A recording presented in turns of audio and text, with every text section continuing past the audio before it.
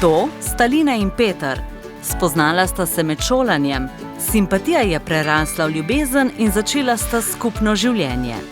Ne razmišljata še o upokojitvi, a bi morala, saj je pokojnina odvisna od njunih odločitev, možnosti in dogovorov na življenjski in karierni poti.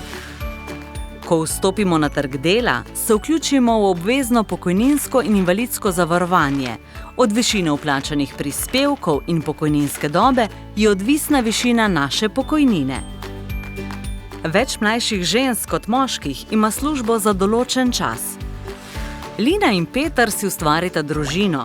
Kljub temu, da bi si starša lahko enakovredno delila starševski dopust, ga večinoma izrabijo ženske. Tudi bolniško odsotnost za nego večinoma koristijo ženske.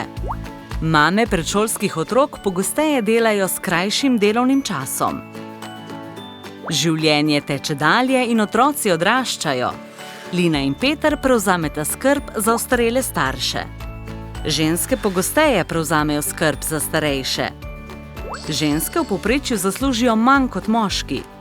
Tudi njihove pokojnine so nižje. Ženske na starost pogosteje živijo same, zato je višina pokojnine še kako pomembna.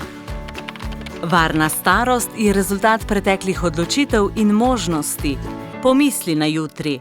Za več informacij obiščite našo spletno stran.